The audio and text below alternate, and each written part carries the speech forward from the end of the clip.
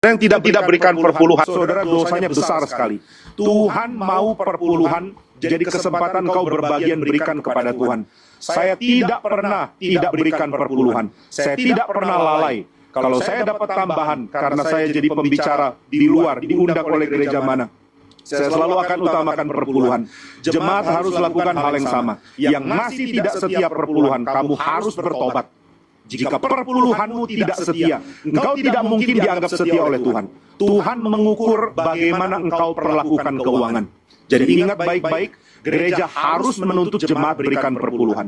Saya pikir kadang-kadang saya lupa tuntut orang berikan perpuluhan. Tapi ini harus. Kadang-kadang catatan perpuluhan harus dibaca oleh hamba Tuhan. Lalu diselidiki, mana yang belum berikan perpuluhan. Lalu harus ditegur. Kenapa mesti ditegur? Karena itu dosa. Saudara lihat ada orang berzina, langsung ditegur. Saudara lihat ada orang terlibat seks yang tidak beres, harus ditegur. Jemaat yang keuangan tidak beres, wajib ditegur. Maka saya akan ketatkan ini. Saudara yang daftar namanya memberikan perpuluhannya sangat tidak setia, kami akan tegur. Kami akan berikan peringatan kalau perlu. Perpuluhan harus, dan itu milik Tuhan. Saya kasih contoh lah, kalau misalnya kami pinjam. Assalamualaikum warahmatullahi wabarakatuh. Perpuluhan ya. Ini di dalam gereja ternyata, ini saya baru tahu ya guys ya, ternyata ada yang namanya perpuluhan. Perpuluhan ini mungkin kalau di dalam Islam itu seperti zakat mungkin ya guys ya, tapi kalau di gereja ini ketat sekali guys ya. Tadi pendetanya bilang kalau gereja yang jamaahnya itu tidak memberikan perpuluhan secara rutin atau secara beres, itu harus ditindak tegas katanya guys ya. Jadi bagaimana videonya? Mari kita simak bersama-sama ya guys ya. Pinjam uangku 10.000, lalu kamu tiba-tiba dapat uang banyak, dapat 100.000, lalu kamu kasih satu-satu, ini cash, ini des, ini peran, kamu kasih 10.000, kamu kasih 100.000-nya sama orang, kalau nggak kamu kasih yang 10.000 sama aku yang kecil itu, belum beres. Aku tetap masih punya masalah sama kamu. Sama dengan Tuhan, kamu suka memberi pun, kalau bagian Tuhan nggak kamu kembalikan, tetap belum beres.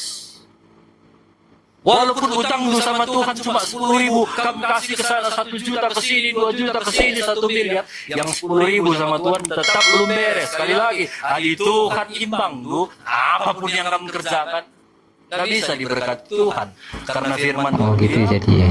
berkat Tuhan yang menjadikan kita kaya. Dalam sebuah video tadi, sudah sangat biasa seorang pendeta dalam khutbahnya menyampaikan bahwa setiap jemaat wajib membayar 10% dari penghasilan mereka untuk gereja. Angka ini dikenal dengan istilah perpuluhan. Bagi sebagian orang, mungkin hal ini dianggap wajar. Tapi kenyataannya, aturan ini menimbulkan perbincangan hangat di kalangan jemaat sendiri. Ada yang mengaku sanggup, namun banyak pula yang merasa terbebani. Perpuluhan diklaim sebagai bentuk ketaatan kepada Tuhan. Namun, ketika dilihat dari sisi lain, aturan ini sering menimbulkan dilema bagi jemaat sendiri. Aman ya, giliran minta perpuluhan, tiap khotbah diomongin, dikasih tahu ini akan membantu pekerjaan rumah Tuhan, membantu para jemaat, membantu membangun gereja. Giliran jemaat kesulitan ekonomi, pengurus dan pendetanya ngomong, nanti kita bantu dalam doa ya, sabar ya Bu. Aman ya, banyak banget kan DM gua, Bang, terima kasih sudah menyuarakan suara orang Kristen tentang gereja. Mbak Munafik gua kasih tahu nih, buat para pendeta yang namanya khotbah itu pelayanan, jangan baru ditelepon langsung kasih red card, lu pikir lu Delon Idol. Pantesan jemaat lu gitu-gitu aja, sedangkan lu tiap bulan nambah mobil. Ingat, perpuluhan itu buat jemaat, bukan buat beli skincare istri lu. Dan buat gereja-gereja, apapun sinodenya, kok bisa satu wilayah ada 3 gereja. Tuhan nyuruh kita menyebarkan firman Tuhan, bukan rebutan jemaat. Dan buat kalian nih jemaat-jemaat yang sudah bergereja di satu tempat yang lama banget, ingat, kalian itu bukan senior, itu gereja bukan kampus. Kok bisa-bisanya ada jemaat baru yang rambutnya pirang, tatoan, langsung lo gibahin. Lu pikir tempat aman untuk gibah itu adalah gereja? Kagak. Dengerin ini video gue baik-baik, jangan baper. Masa minoritas baper? Yang masih nggak percaya ya, pendeta tuh suka kode-kode waktu lagi kebaktian. Nih, yang kalian bacain di atas ya. Pendeta tuh banyak yang begitu, banyak sekali. Kalian tuh jangan menutup mata. Ya, kalau mereka itu suka kode-kode, Apalagi uang perpuluhan yang segitu doang. Ini loh kode-kode langsung. Ya.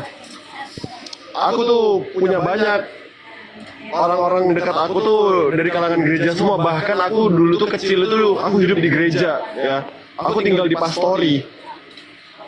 Aku tahu kayak apa dalamnya, gitu. Bahkan gereja-gereja di Surabaya itu banyak yang pecah. Tahu gereja Betani itu pecah kongsi sama anaknya, ribut, tahu nggak? Ribut sama anaknya, perebutan gereja. Banyak yang begitu, gitu loh. Jadi jangan nutup mata lah. Kejadian begini tuh ada, nggak bohong. Surat terbuka ya buat gembala sidang gereja-gereja Protestan ya, yang ada di Indonesia, mau yang Pantai Costa, yang GBI, GKI, semua siapa apapun itu yang kalian Protestan, itu uang perpuluhan itu milik Tuhan ya, bukan untuk milik pribadi kalian. Jadi jangan dipakai untuk biaya anak istri kalian jalan-jalan, beli jam mewah segala macam. Jangan pakai begituan. Terus kalau di gereja itu jangan suka ya kode-kode ke jemaat ya. Kode-kode saya lagi ada butuh ini, lagi ada butuh itu. Jemaat itu nggak butuh digituin, mereka juga susah. Kalian itu udah jadi gembala sidang itu harusnya kalian itu hidupnya lebih santai, lebih berserah kepada Tuhan, bukan kalian minta-minta ke jemaat dengan cara begitu. Terus perpuluhan itu juga jangan dipakai buat sendiri ya, itu bukan buat kalian, ya, itu buat Tuhan, buat bangun gereja, buat penuhin itu apa kebutuhan para full timer kalian yang di sana. Kasihan mereka anak istrinya aja makanya susah, ya, gaji full timer juga sedikit, nggak gede. Kenapa aku tahu? Ya karena aku tahu aja. Ya, tolong di tag semua ini gereja-gereja yang gembala sidangnya suka kelihatan mewah di mana-mana. Gak pantas begitu, tau nggak? Semua gereja ada perpuluhan. Perpuluhan itu apa sih? Itu manipulasi dari kita pelayaki untuk menarik pajak dari umat. Kalau mau minta uang, minta saja, jangan pakai ayat Alkitab untuk cari uang, begitu. Yesus dan para rasul tidak pernah pakai perpuluhan.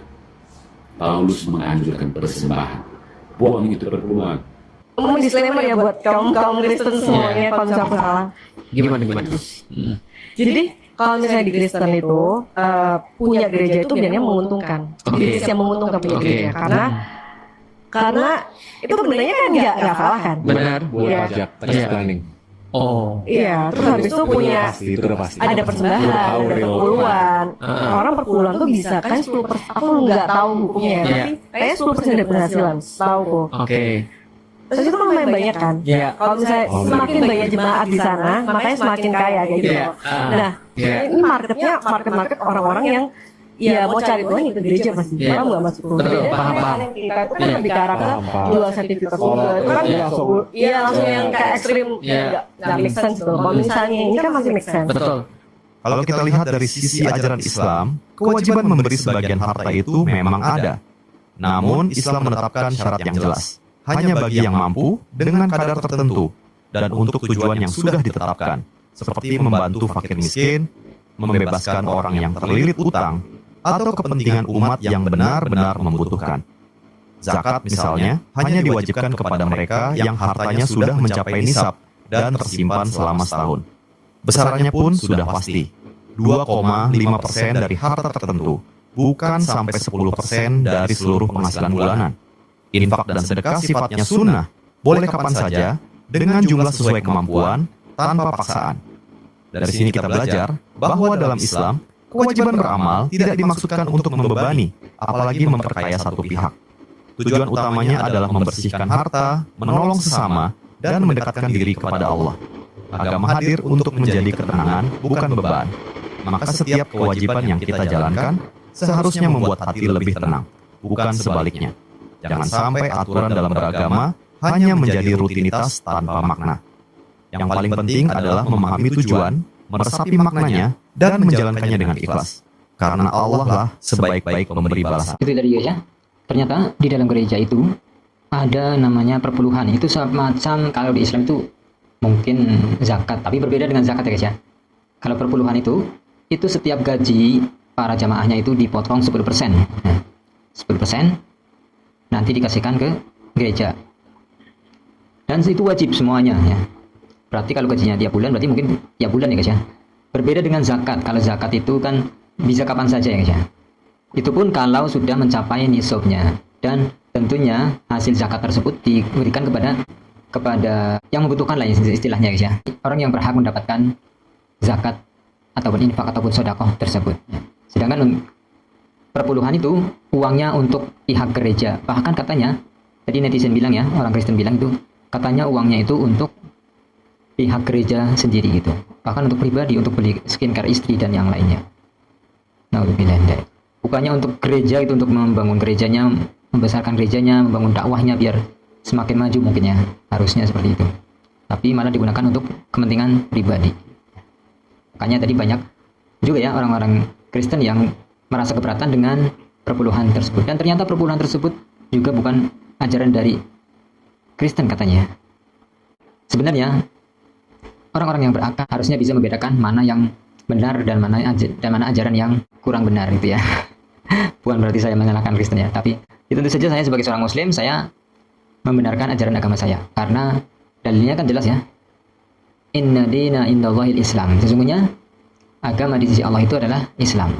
Jadi ya saya membela agama saya sendiri dan memang benar ya, syariat Islam itu syariatnya sudah lengkap, mengatur dari berbagai lini, dari berbagai segi, bahkan dari buang hajat sampai hal masalah yang besar sampai masalah nyawa, itu semuanya sudah ada aturannya.